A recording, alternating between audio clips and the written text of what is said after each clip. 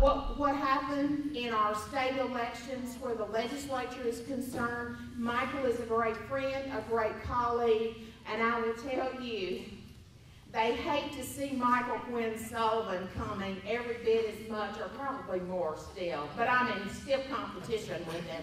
Hate to see me coming. Thank you, Michael.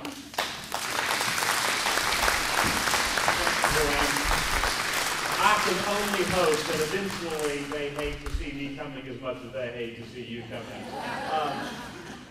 I had been very much looking forward to coming to Tyler just and go, this is going to be fun. We're going to get to talk about the end of the Obama regime. It's going to be a very, very pleasant, happy time. And so, of course, you know, when I roused myself on Wednesday morning and, you know, stumble out to the kitchen and my kids are there having breakfast, and all of them looking dutifully dour, knowing that Dad wouldn't tolerate any joy or happiness on that day. My son, my youngest child, you know, kind of, you know, walks up and gives me a little hug, and he says, well, you know, Dad, at least we still live in Texas. And so that was, I think I've raised the kids well, at least in that regard. Our organization, Empower Texans and Texans for Fiscal Responsibility, obviously we focus on state level issues. I'm going to pass around a couple of clipboards here, so if you would like to get on our snarky little email list, we'd love to have you on our email list. You know, you can't go to a political event without sacrificing all of your privacy, I guess. And in that vein, we're nonprofit groups. If you want to put your bank account number, PIN, and mother's maiden name on the back, promise not to abuse you any more than Barack Obama will, which is quite the deal. You know, it is very difficult to have a dump truck pull up on you and dump lemons on you and to try to remember what the recipe is for lemonade, which is kind of what I think happened on Tuesday evening. I was last night in San Antonio visiting with what should be the happiest group of people on the planet, the South Texas Wildcatters. These are the independent oil and gas guys, and they'd ask for, you know, kind of a election update kind of thing. So, yeah, sure, we again agreed to it, saying, well, yeah, we'll talk about how we're done with the Obama administration. Different message. And then looking at what the oil and gas industry, which has really been the cash cow for the state now for several years. They've done very well. The oil and gas industry is looking at some really rough times over the next 4 years. You've got, just to give you a little example of dealing with the legislative session, this session and the next, there are 12 federal agencies that are looking at hydraulic fracking, you know, the process in which you take oil and gas out of the ground. Anyway, that's the limit of my knowledge about how oil gets to my gas, into my car. But 12 federal studies. 12 federal agencies don't conduct studies unless they're planning on regulating. So you have 12 federal agencies looking for new reasons to regulate the oil and gas industry. If that weren't enough, there are at least 100 species of animal, plankton, bacteria, whatever, that environmentalists have already flagged as being future endangered species that they'll be bringing forward to the appropriate agencies of the federal government over the next year or so. 100 new species and subspecies go in the endangered species list. And ironically, it just so happens that each one of these 100 endangered species all just happen to reside in places where there's oil and gas underground, and generally are only in states that are marked in the color red. So yes, that's the kind of fun that we can have coming out of the federal government. And not to mention just what we know is going to be happening now over the next 2 years of implementation of Obamacare. We've already heard of numerous businesses beginning the process of laying off and other things because now they're for sure going to be dealing with Obamacare. The costs are huge. So we have this horrible, dismal, abysmal picture at play at the federal level. And I don't mean to depress you any more than you probably are already on your own. But it's important for us to recognize where we are on the field, where we are on the battlefield, to know what the enemy forces are like. And I think that we are probably at a point where we do have to, as Texans, look at least a little bit at the federal administration as being not an enemy, at least highly problematic, because they have a very definite agenda contrary to the interests of the Lone Star State. If for no other reason than because Texas has made a mockery of them. Because Texas has, some ways purposefully, in other ways accidentally, done better than, quite frankly, all 49 or 56 or whatever the number of other states is. We've done better than them. We are at the high end of the employment charts. We're at the high end of the job creation charts. People are moving to Texas. People are still voting with their feet. Entrepreneurs, people seeking a better life, they're coming to Texas. That's pretty exciting. You know, back in the 1800s, people would hang signs on their cabins, GTT, gone to Texas. Well, we're doing it again. You know, people are leaving California, leaving New York, leaving New Jersey, other people, places, and coming to Texas. And quite frankly, those blue states don't like it. They don't like their entrepreneurs who are kind of become the, you know, who's read Atlas Shrugged, who become kind of the Galt's Gulch of the real world. Now, I would suggest to you that that is not reason for us to be all uber giddy with excitement. You know, it's like being the least drunk person in the room when you are comparing yourself to other people. You know, California is sitting in the corner, drooling on itself and muttering about the good old days. You know, in Texas, we're kind of walking a sort of straight line and can probably pick our car out of the cars in the parking lot. You know, we're better off than California, still not safe to do good policy. And the challenges that we have before us as a result of the election have now been multiplied. That while in the past we were stumbling a little inebriated, to continue that analogy, through policymaking and, you know, having lower taxes than the other states, having less government than the other states, that's not going to be sufficient. It's not going to be sufficient for us to continue to do right by Texans, to simply be better off than the other states, because the Obama administration and those other states clearly have all lost their minds. And they're going to be doing worse and worse and worse things. Whether it's Harry Reid talking about the need to raise taxes and expand debt ceilings, you know, Greece, here we come. All those kind of things are bad, and they're multiplying bad. So we have to make sure that in Texas, we're not just satisfied with merely being the last one off the cliff. We need to make sure that we're still climbing upward. And the way we do that is by doubling down on what we believe and know to be true. What we believe and know to be true, and things that Joanne hit on a moment ago. We first have to demand absolutely that state government stop chasing federal dollars. Stop chasing the federal money. It's not worth it. It's no longer really even money. It's the federal government taking their overdue Visa card and running it through a different ATM machine and getting more cash out of your great-grandchildren's pockets. It's no longer real money. It's beyond not even real money. It's fake money coming out of real debt. It's bad, bad, bad. We have to stop chasing the federal dollars. But all too often, our members of Congress, our state legislators, our city and county and school officials come to us and say, oh, we have to spend this billion dollars so that we can get the free federal money in. And it's our money anyway. We've got to get our money. And if we don't get our money, California will get it, or Oklahoma, or some other state I probably couldn't name, more blank on that. But one of those other places will grab our money. So quick, let's go spend this $1 billion. And the state has done that perpetually. Your schools and your city and your counties, we are constantly doing that, chasing after federal dollars. The problem is, though, that you are not only spending federal money that doesn't really exist and contributing to the national problem, but you're creating new problems locally. We find it in healthcare, where for years, we all talk about Obamacare as if it's this new horrible thing. No, it's really not.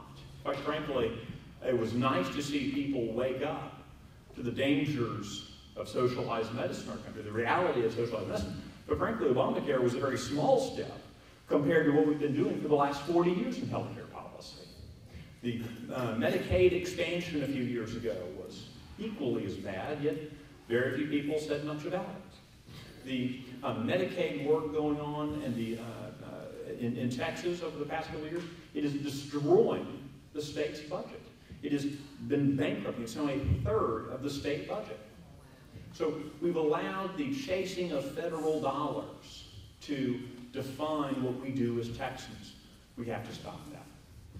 The second thing we have to do is recognize that while the rest of our countrymen, the people who live in the other 49 states, by and large have adopted a failed philosophy. They haven't adopted it, they have at least assented to it. Texans, happily, looking at our election results, we haven't yet assented to the failed philosophy. As Texans, I'm not talking about the 150 members of the House, the 31 members of the Senate, Lieutenant Governor, Governor, Attorney General, Comptroller, all the pretty people in elected office who drive around and think they're very powerful. I'm not talking about them. I'm talking about the 25 million of the rest of us. Your fellow Texans believe on those things that have made Texas great, on the philosophy that drove our country to great heights. Your fellow Texans believe in these things. We did a poll of Texas voters, done now two over the past couple of months. The most recent one was incredibly encouraging. They're both very encouraging. The last one, because it was right before the election, was very encouraging because we saw that your fellow Texans don't want new taxes. Absolutely, 70+%. Even self-described liberals don't want higher taxes in Texas. Okay. Your fellow Texans in the 68% range want to stop giving state tax dollars to Hollywood, to big business, to people who come up with their hands up for corporate welfare. Across the board, Texans don't like that sort of thing. Texans agree with the proposition that we should cut the size of government rather than seek new revenues by overwhelming numbers. Only the most liberal of people think that you should probably do a mix of cutting. I mean, that's phenomenal. When even the liberals in Texas are assenting to the correct values and principles. That's good. The problem isn't, though, with the 25 million of our fellow Texans. It's with the 181 divine godlike beings in the Texas legislature. That's where our problem begins. And quite frankly, where our problems will grow if you and I aren't careful.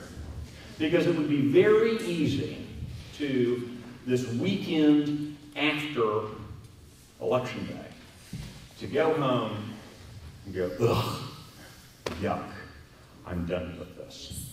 Ugh, I'm glad that's over. I don't have to do anything for 2 years. Because I would suggest to you is that as citizens, participation in an election is the bare minimum that you can do. The only way you can do less is to not vote. And frankly, there are times when I wish that if someone isn't going to continue after the election day, that they wouldn't annoy me by participating on election day. Because they vote and then don't show up the day after, I have very little use for them. Because they fail to do the thing that you and I, as employers, have to do. If you think of our country, of our state, of our counties, our cities, our schools, as business operations, which is always a scary thing. I always get frustrated with people, I've got to run government as a business. No, run government as a government. That's different. But think of it as a business for a moment. If you're the owner of a hardware store, and you think of your job as the owner of the hardware store as to hire some employees and then walk away, how long will your hardware store be in business? About 14 seconds. That is the amount of time it takes you to start your car and back out of your parking place, and then it will be over. As an employer, as someone who owns it as a business owner, you have to be there before the first employee shows up, and you have to be there after the last one's gone. You have to make sure you're hiring diligently, and that while you trust them to carry out the jobs they're given, you verify. You hold them accountable. You do reviews. You ask difficult questions, even in the middle of the workday. That's what you and I do as responsible employers. That's what you and I do as responsible small business owners. That's the way we operate. And that's how we should operate with our elected officials also. You and I have to be engaged. We have an obligation to be engaged. We have a requirement, I would suggest, in our system of government, to be as engaged after elections as before them. You and I have to be showing up during the act of governing, more so even than the act of campaigning. Because the act of campaigning might set a tone, but the act of governing changes people's lives. You and I have to be involved there. And in this legislative session, there's going to be huge pressure on even our most right-thinking of legislators to do stupid, colossally insane things. John mentioned that. The Texas Association of Business, the premier business lobby entity, an organization that you and I would look and think, oh, they must be all conservatives, they're all business owners. Well, a lot of them are rent seekers. If you're familiar with economics, a rent seeker is someone who goes to government and asks for money so they can operate their business. That's a rent seeker. Right? A lot of these people tend to be rent seekers. But in the popular imagination, the Texas Association of Business is a conservative organization.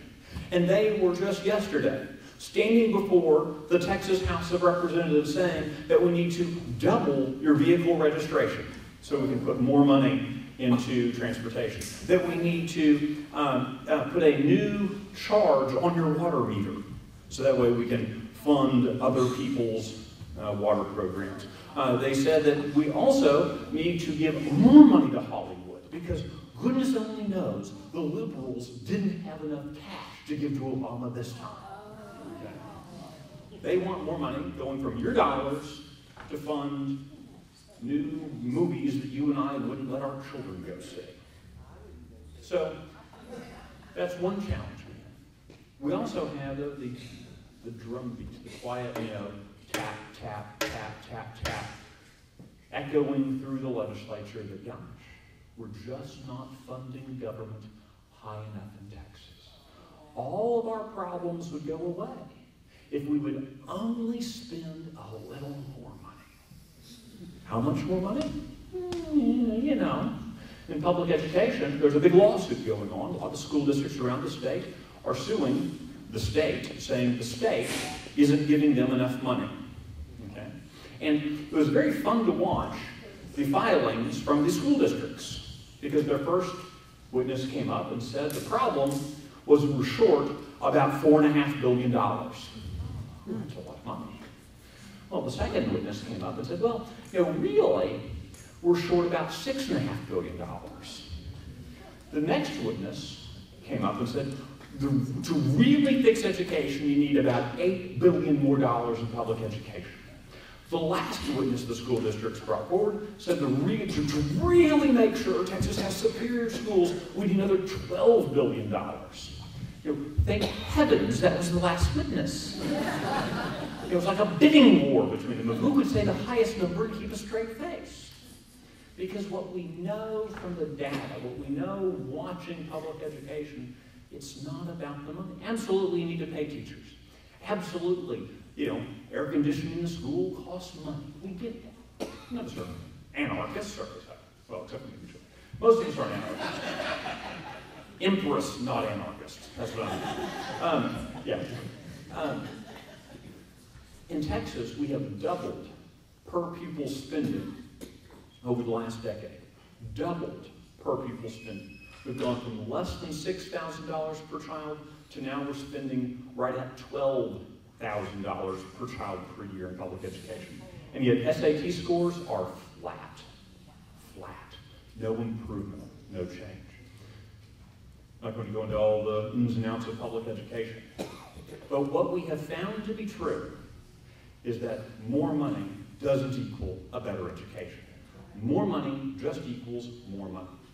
And yet, your legislators are going to be beaten down day after day after day during the legislative session by your superintendent, by your school board members, by teachers, by well-meaning people in the community saying, oh gosh, we are just a few $1 million short here, and there are a few million short. So if you could go ahead and put a few billion more in the budget, that would help us out. And it's going to be relentless, day after day after day after day after day. You can be in Austin. You can be in the state capitol any day of the week, any time of the day, and throw a rock in any direction, and you will hit someone who is there lobbying for more money, for more programs, for higher regulations. And where are you and I? Where are we? We're too often not there. Yeah, you know, and I hear that a lot. We're working. Somebody's going to pay the taxes. I'm so thankful that my ancestor, Benjamin Rush, one of the signers of the Declaration of Independence, didn't say, I'd really like to be involved in that whole rebellion against the king thing, but you know, someone's got to be at home and pay the taxes. You know? My gosh, my family really wants to go to Disneyland. I need a good retirement. You know, goodness, I've got to make money now. Well, I can provide. Yeah, that's where you and I have to start thinking about the cost of liberty. Which is more important to us? A strong, bright, free future, or one that's convenient? Convenience has a cost. Our brothers and sisters in Cuba, they get to go wake up every day. They go to work. They come home. They hope they have food for their kids, and they're comfortable. That's what they're used to. They're not free. Not free at all. I'd rather be inconvenienced and be free than be comfortable and live in a tyranny. And I would suggest to you that those are the kind of choices we are facing. Comfort or inconvenience, tyranny or freedom. That's where we're going as a country. Those are the questions we have to ask ourselves. It's not, I don't believe, overly dramatic, quite frankly. I'm often dramatic. Not overly dramatic, though, when you look at the policies that have been implemented. You and I have to show up. You and I have to show up because there's going to be a constant clarion call in the Texas legislature to spend more, do more. We're hearing it from the left and we're hearing it from the right. The people of Texas don't want more spend. They don't want bigger government, they want smaller government. They want lower taxes. That's what every poll that we've conducted shows. And yet, because you and I don't show up to reinforce the message with our elected officials, chances are it will happen. The very first vote of the legislative session is not in January when the legislators meet. You might think that it stands to reason that the first vote will be the first day of the legislative session. I've often said that, the first vote is the Speaker's vote. And that's true. But it's also not true, because the first vote of the legislative session will be next Thursday, a week from yesterday. The first vote of the legislative session will be next Thursday. It's on that day that the Legislative Budget Board will meet. Never heard of the Legislative Budget Board? Don't feel bad. You shouldn't have unless you're wanting to be more engaged in your government. The Legislative Budget Board is comprised of Lieutenant Governor and the Speaker of the House. It's comprised of 4 members of the Senate and 4 members of the House. Now, interestingly, the members of the Senate and the members of the House are appointed by the Lieutenant Governor and the Speaker, so it would save a lot of hassle if it was just the 2 of them. You know, quite frankly, you'd save on some chairs at the meeting, I guess. But anyway, you've got the Lieutenant Governor and his appointees and the Speaker and his appointees, and they will meet to carry out their statutory obligation, to set the limit on government growth for the next budget. They will set the limit on government growth for the next budget. Because in Texas, we have a spending limit. We have a spending limit that reads, the state government shall grow no faster than the state's economy. That shouldn't sound too bad. Except that the second sentence says, and the legislature shall define government, economy, and growth. And so that's what they've kind of done. It's like giving a teenager whiskey and car keys. How many irresponsible things have you just done? And then you tell them, don't drive unless you think you haven't had too much to drink. How confusing is that thing? Crazy. But that's what we do with government. That's what we've done with government in Texas, which is why state spending really isn't as small as you think it is, because we've let the legislators limit it themselves. And so they're going to meet next Thursday, and they're going to set the spending limit. In the past, the spending limit has always magically, remarkably, allowed for them to spend whatever they wanted to spend. It's amazing. It just so happened that the legislators who were writing the budget were the ones setting the limit, and so amazingly, the limit they pick provides enough money for them to do whatever they want to do, to take from our pockets. So the Legislative Budget Board will be meeting next Thursday to set the spending limit. They will probably, if they follow history, they will set a spending limit of 15, 16, 17%. That's what we've generally done in the past, 12%, as they've done in the past. A better limit is something that doesn't let the legislature set their own limit, a limit that is external to them. If my board of directors, actually it's coming up in 3 weeks, pray for me, 3 weeks I have my board meeting, the week after Thanksgiving. And my board will ask me, I wish my board asked me, I should say, Michael, how was your year? To which I would answer, my year was fantastic. You should pay me more. That is what I would say. Instead, what my board will actually say is, okay, Michael, these were the metrics we set for you at the beginning of the year. And we see that you've done this, not that, not that. How did you want to keep your job anyway? You know, look at that kind of conversation. Because the limit was not set by the person being limited, but by something external to them. That's the way to limit things. And state government has never been limited in that way. And I'd suggest to you that limiting state government to the sum of population and inflation is a much better limit than letting legislators play around with semantics. And applying the entire state budget to the limit. Currently, we don't even limit the entire state budget. We lob off Health and Human Services, a third of state spending is lobbed off. It's crazy. So the first vote of the legislative session will be next Thursday. And we'll have a hint of how the session is going to go. Joanne and I would suggest not only should there not be an increase, you should decrease spending. Okay, that's where Joanne would fall on a negative limit probably. But at a minimum, if they're going to say government needs to grow, Joanne's going to shoot me. Look for a red dot. I paid attention to it. Ruger. Talk later. Thank you. Bills have a limit, and how low that limit is, how restrictive that number is, will tell us a lot about the legislative session. It will tell us how serious they are about doing when they govern what they promise when they campaign. Because not a single Republican campaigned saying, I'm going to raise taxes. No single Republican campaign saying I'm going to increase the size of government. Not a single Republican said we're going to go in and reach deeper into your pockets. None of them did it. But if they set a spending limit higher than the sum of population and inflation, we will know that they weren't serious. And so you and I will know that we have our work cut out for us. But regardless of that first vote, the next most important vote that your legislators will take is the first vote on the first day of the legislative session in the Texas House, when they will vote on who the Speaker of the House should be. They will vote on whether or not we should have another 2 years of a moderate who wants to expand legalized gambling so that his family makes more money.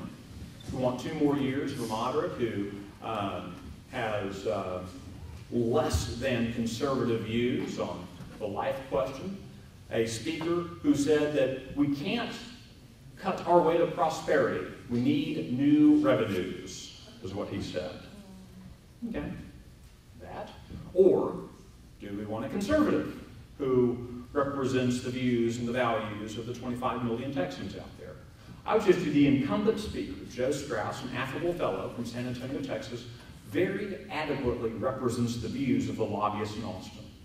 I think that he is the perfect embodiment of what the lobbyists in Austin want to see happen in state government. I would suggest to you that he does not speak very well for 25 million Texans. I think it might be good for us to have conversations, maybe difficult conversations even, with the members of the Texas House. I've talked to a couple already and said, well, I think I'm going to have to go with Joe because, we're used to it. Why don't you go tell your constituents that? And then you're peeling the tar and feathers off of your back. Let me know how that feels too. You need to have conversations with your guys. Have conversations with your members of the Texas House and ask them specifically and directly who they're voting for. And then hold them to it. The Speaker of the House is a very powerful position. The Speaker of the House appoints the committee chairs in the same way the Lieutenant Governor does. He appoints the committee chairs with no review. The legislature can't change it. And the committee chairs then have dictatorial power over their committees. There's no real discharge process. That means the committee chairs get to decide what does and doesn't even get a hearing, does and doesn't get a vote, does and doesn't move out to the calendars committee, and then from there move on to the floor. A lot of the things that we need done, that we want done, rests in the power of the hands of those committee chairs. You want bad legislation stopped? Always a good thing. You need committee chairs who are willing to kill it. You want good reforms to move forward? You need committee chairs who will allow it. Now, interestingly, the state Senate has gotten a lot more conservative out of this election season. The numbers have stayed the same, Republican and Democrat, but we've got a lot better Republicans coming into the state Senate. Very encouraging. And fantastic men and women coming into the state Senate to change the gravity power. And for people who say that elections don't matter, I give you your Lieutenant Governor. Okay? Because your Lieutenant Governor, after the unpleasantness of the summer for him, he turned around and shook up the Senate committee chairmanship, appointing better, I'm not going to say great, but better people to very key positions, like State Senator Dan Patrick, one of the strong conservatives, now heading public education, the Committee on Public Education. Fantastic choice for our team. Tommy Williams, he's kind of borderline. It's better than we had, chairing the Finance Committee. Okay. The list goes on. So if you ever want to get down the mouth about whether or not elections matter, just look at the state Senate in 2012, because they do matter. They do have an effect. It does start to change the way people behave and the way they act. So we have some bright spots ahead. The challenge, though, for us is going to be, we're going to allow the Texas House to continue to wallow in the unused conservative majority. And if we keep the current speaker, it's probably going to happen. So make phone calls to your legislator. Make calls to your friends who live in other legislative districts. Please don't call state reps in the Panhandle. Only call the people that you can vote for. They're the only ones who will listen to you, and then only maybe kind of. But call your friends who live in other legislative districts and have them call their state rep. Far more effective.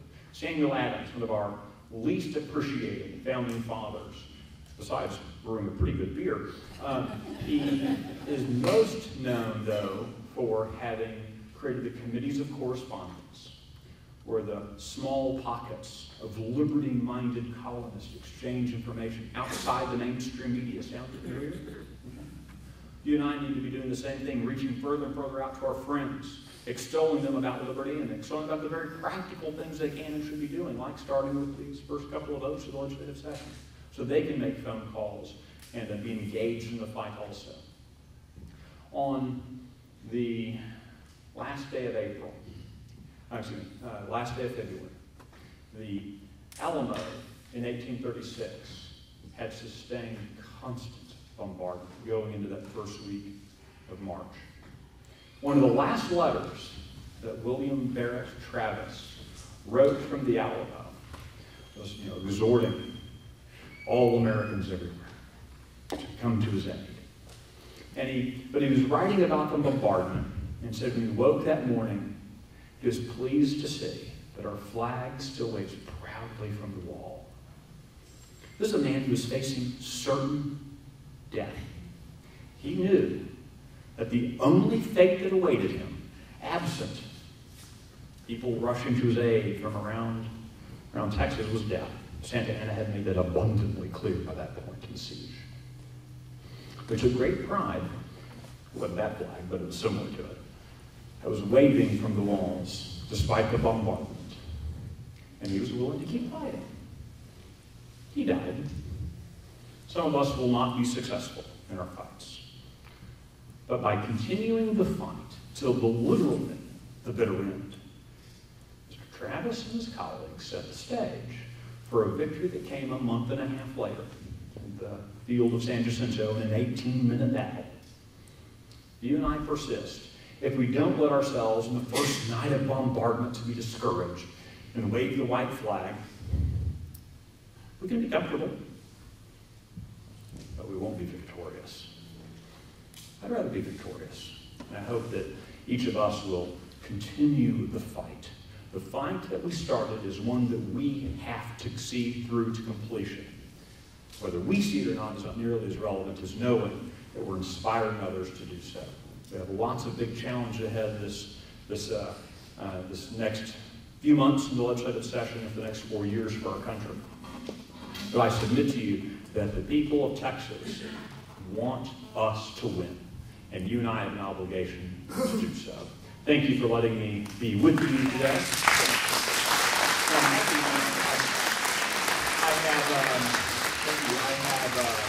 This is very therapeutic to me. Thank you so much. I'm happy to answer any questions you might have, looking at specific issues. I've kind of rambled about it a bit, but happy to answer any questions you might have. Oh no, Joanne's going to ask me questions. These aren't mine. She's going to throw things at me. Protect me. Let me see if I can talk about it. We got you back. Do we have a chance to defeat Speaker Joe Straus's agenda? The answer is absolutely you do. There is a state representative from just north of here in Mineola, Texas, by the name of Brian Hughes, who announced his candidacy to run for Speaker back in May or June. And I would suggest to you that the necessary component to winning is play. My dad, as a football coach, told us that you may not win every time you step foot on the field, but you will always lose when you don't. And so by merely filing for the position and he's out running a race, doing all the things you're supposed to do running for Speaker, that at least improves his chances. What helps go even further is for you and I to be involved too. For 40 years, you and I were prohibited from being engaged. You and I were, I would argue, illegally, in fact, federal courts have said, you and I were illegally and unconstitutionally prohibited from participating in the Speaker's race. A couple of years ago, that law was struck down, and so now you and I can be involved. And the surest way, we started exercising anew these muscles of free speech when it came to House leadership 2 years ago. And Joe Straus stayed as Speaker, but it was a little problematic for them. And he had to make promises and do things. It was uncomfortable, and it wasn't the way the Austin insiders had always done things. So now you and I have had a little bit of experience with it. We've been to the rodeo. We've seen how the bull ride is ridden. So you and I need to keep up the fight. The surest way to lose our right to participate in the speakership fight is for you and I not to participate in one. So I'd encourage you to be involved in it. That's how we're doing it. And I want to update everybody. Some of you guys probably, it sounds from some of these questions that you didn't read the email. that Becky sent out, so I'm going to say to y'all another time, you better be reading your emails that we send out, the email blast, because that keeps you up to date on what's going on. And once we get into the legislative session, that's how you're going to keep up, okay? Is by opening those and reading those. So one of these days I'm going to call Becky and I'm going to say, I want you to send me a report on who consistently does not open up their emails and read them.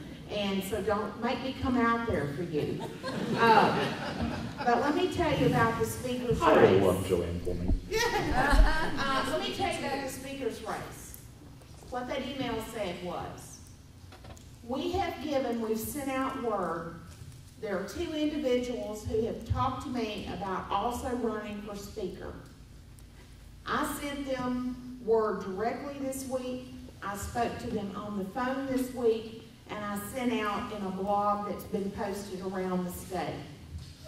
Grassroots America is going to give them until Thanksgiving to make up their minds, okay?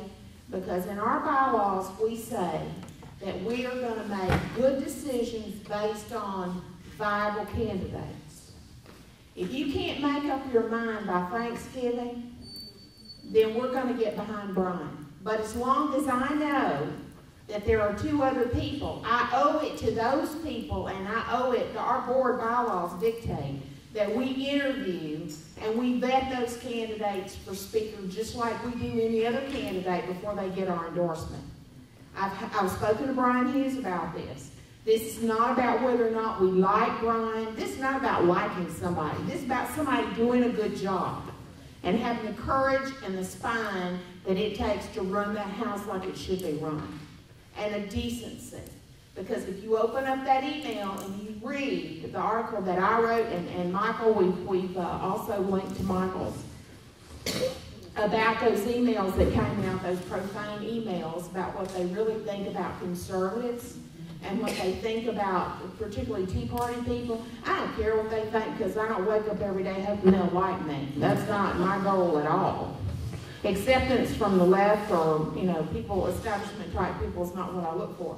But so I'm saying to you is, Grassroots as an organization is going to be making a decision on that. And I've already told these 2 gentlemen who said they were thinking about getting and praying about getting in the race. And they've been saying this for several months. If you're interested in doing that, you better figure out how you're going to step up. Because we can't go into the speaker's race as we did last time in complete disarray. It's confusing to the freshmen. The freshmen are under a lot of pressure, and they want to do the right thing. The majority of them that are the conservative freshmen, I think we'll have a more conservative house, but we've got to have a better speaker. And I've told them, you don't go into a war knowing for sure you're going to win.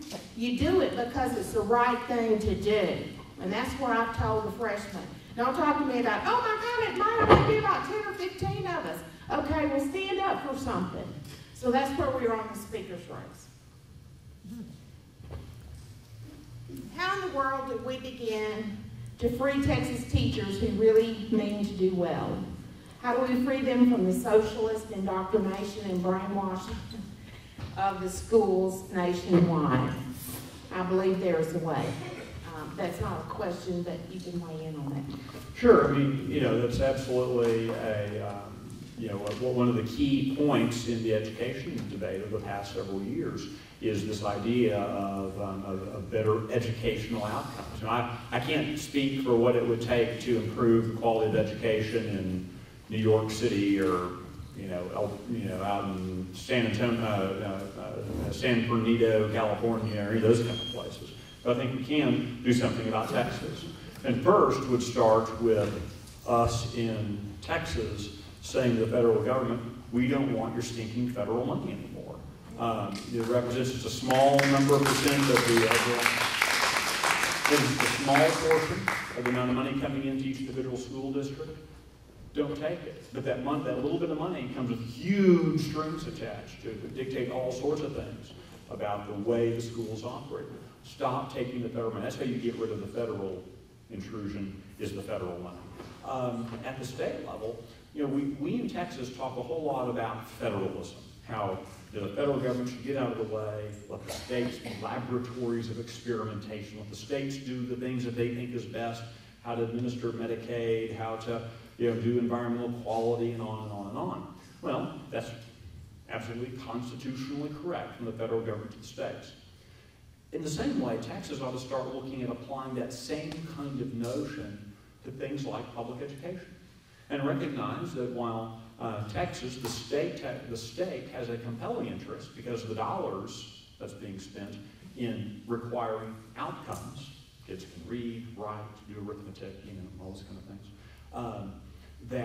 Compelling interest to make sure those things happen. We shouldn't be dictating process. And that's why most teachers end up leaving the profession, is because they're tired of the state dictating process, how to teach the kids.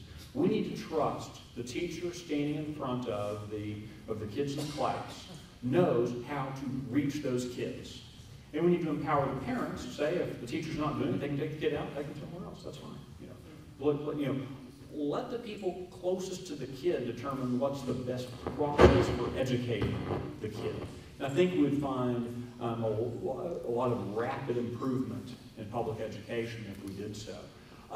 The last thing that we should, the next thing I suggest that we should be doing is getting rid of these state tests. It's much like the idea of someone, of me setting my own criteria for how successful a year I'm going to be doing. It doesn't make a whole lot of sense. You need to use something external yourself. And these state tests, for as well-intentioned as they may be, they ultimately are the bureaucracy creating a test to show the value of the bureaucracy. We're never going to get results. That's why the state tests show improvement every year. There's a little more improvement as the kids learn to take the test better. A little better improvement, yes, so they're always showing how they're improving, while SAT and ACT scores created outside of us to show a flat line, okay? Because that's someone else. That's a true measure. Okay? That's a better measure. So, for us getting away from this, and oh, by the way, that saves $500 million, which is no small hunk of change, that we pay to a London-based company. London, not London, Texas, by the way. London, the other London that we said go away a couple hundred years ago, too. They're the ones developing the test. We're paying them to develop the test. Well, let's just stop that. There are any number of great tests, like the Iowa Test of Basic Skills, the Stanford 9, the pre-SAT, the ACT, and these other tests that you can use to determine how the kids are doing. If we need a special test, because the only thing that we teach that isn't taught everywhere else is Texas history. So, okay, we can have our own Texas history test. That won't cost $1 billion. Well, if I wrote it, it would. But anyway, that's another thing. So, I would ask kids, who's the first lieutenant you commanded in the Navy? How can young high school age people help achieve the goals of Texans for fiscal accountability? Make sure that you are meeting your parents about the head and shoulders about voting and being engaged. Frankly, if you're under the age of 18, you don't matter. Because in fact, if you are breathing and you're not voting, you don't matter. So, don't vote equals don't matter. So, in the eyes of the politicians, yes, we all love you and all that kind of stuff. For high school kids, there are a couple things they can do. Number one, we do internships in our offices with for kids who are college age. But if you're looking at college, looking for what you're doing after high school, I would love to have you come in our office. The other thing that high school kids can do very well is social media.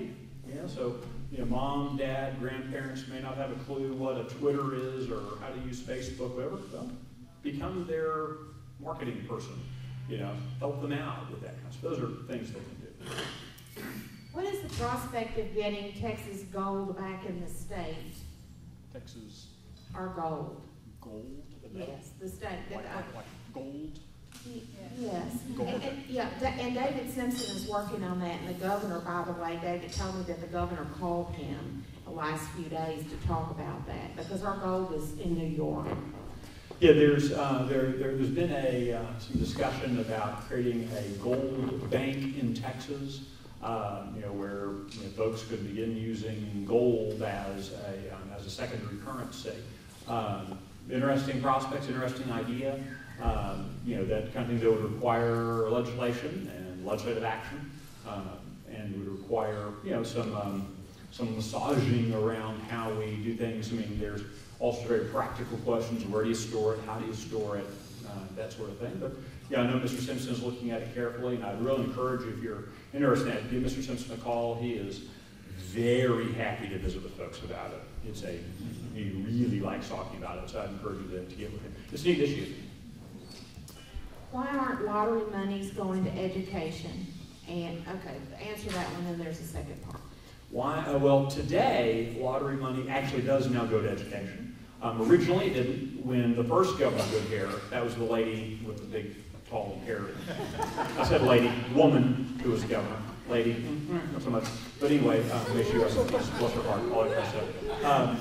She went around telling us, if you prove the lottery, it will make every kid educated, and every teacher will be wealthy, and the schools will be perfect, and free pony rides for everyone, and beautiful sunsets. I mean, everything was promised if we just passed the lottery. And so Texans stupidly passed the lottery. And for the first decade that it existed, none of us really paid much attention to the fact that the constitutional amendment we passed didn't actually dedicate the money to education. It just went in the general fund, and what do you know, the legislators generally abused it, which is what they tend to do. Finally, in the late 90s, they did begin to dedicate those dollars into public education. The problem is, it's not a good source of money, a source of revenue. The lottery has not always even paid for itself, number one, and when it has paid for itself and been able to put money into education, it's been, frankly, trifling amounts of money to the tune of maybe funding a single day of operational expenses, that kind of thing. So it's just not a good source of dollars. And I would suggest to you that the lottery is a very good analogy. It's very analogous to the question about expanding gambling in the Lone Star State that your House Speaker wants to do and some others want to do. They say, oh my gosh, if you'll just let us build a casino adjacent to the racetrack owned by the Strauss family in San Antonio, and adjacent to the racetrack owned by some of Strauss's friends in Houston, and next to the racetrack owned by some of Strauss's friends in Dallas, Texas would greatly profit and benefit. And we'd have all this money, pay the teachers, education standards would raise, and blah, blah, blah, blah, blah. It's a pipe dream. It's a fairy tale.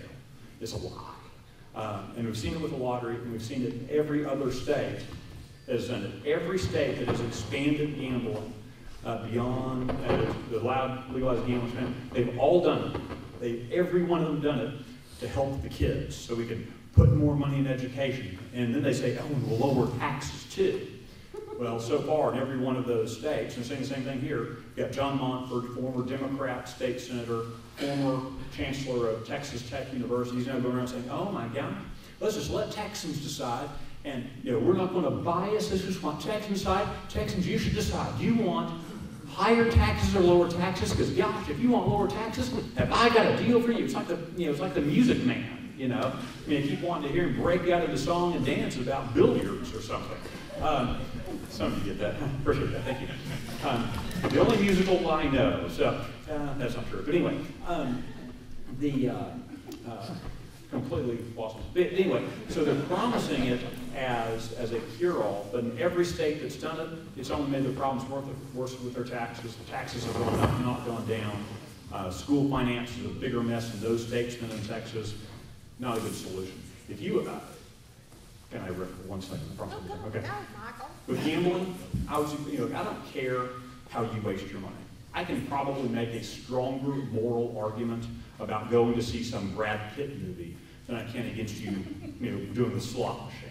At least the slot machine, you run out of quarters and you're done.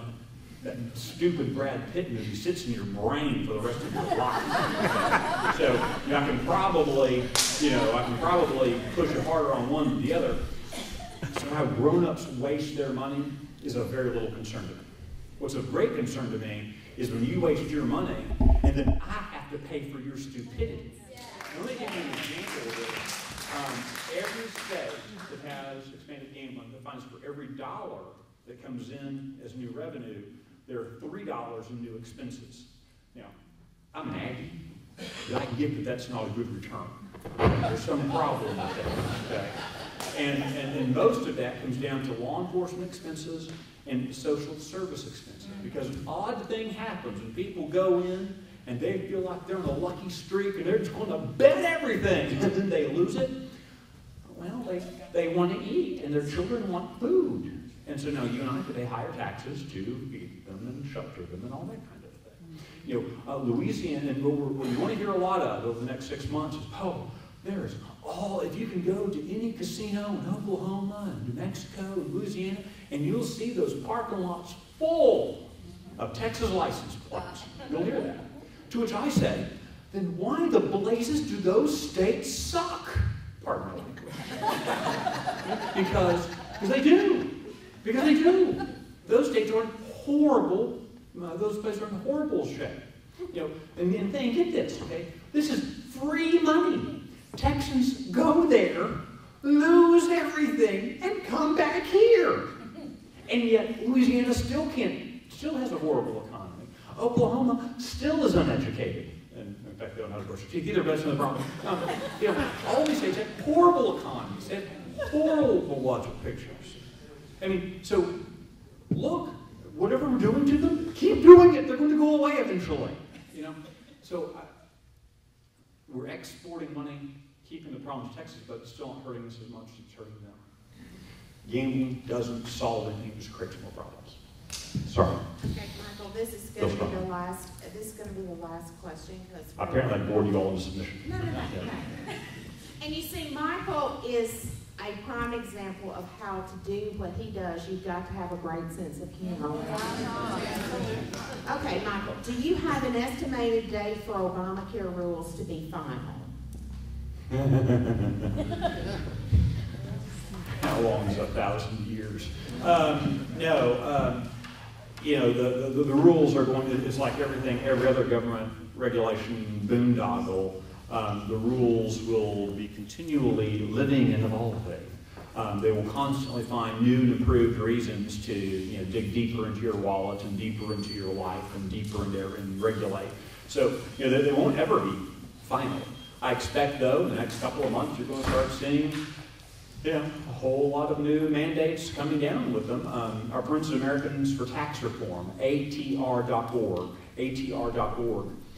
they released a couple of weeks ago, they got their hands on and this is serious, not a joke, by the way, they got their hands on what the 1040 form, your IRS 1040 form, is going to look like next year with Obamacare.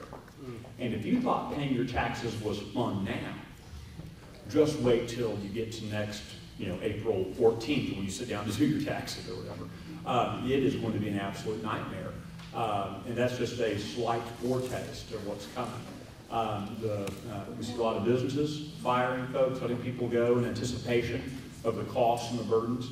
Obamacare itself as a cost is high. The even higher cost for a lot of folks is going to be complying with it. So it's not a check they write to the government. It's going to be the check they write to an accountant or to a CPA or whoever to make their books align up with all these new mandates and regulations. And again, I would love to be able to say, well, by July we'll have everything, we'll know everything. That's not true. They will constantly, every few months, there'll be some new rule or regulation. You can't have a 2,700-page bill and not have billions of pages of new rules and regulations come out of it. So sorry to be pessimistic for you, not a nasty pessimistic note, but that's the kind of sad reality. Yes, ma'am. What is the fine going to be if you decide not to participate in Obamacare? Your left arm? No, I don't know. I am not sure. It's a percentage of your income. You will be deemed a percentage of your income on your taxes. They'll just start. They're going to take it to your tax. It is a tax. Not to have, you're going to have to pay. Either you pay Blue Cross Blue Shield or pay the federal government. They're going to get money from you one way or the other for health care. And no longer are you allowed to say, I'll take my chances. As a 22-year-old, unmarried, out of college, my first newspaper, I chose not to be insured because I was 22 and invincible, quite frankly, and radically stupid too, as it would probably later be revealed. But that was my choice. I wanted to take the immediate take-home pay more than I wanted health insurance, and I was allowed to do that at the time. No longer will kids have that opportunity. It was the savings from not participating in health insurance that I used to buy my wife's engagement ring. That had higher long-term value to me than being able to go in for an annual mammogram. As a 22-year-old Aggie, I knew I didn't need one of those. Okay. So we're all going to be paying for a lot of stuff that we don't need, and that's unfortunate. And hopefully, in 4 short shopping years, we will have the opportunity to maybe find someone who will be willing to join us. But we have to stay in the fight to do so. Thank you for having me with you.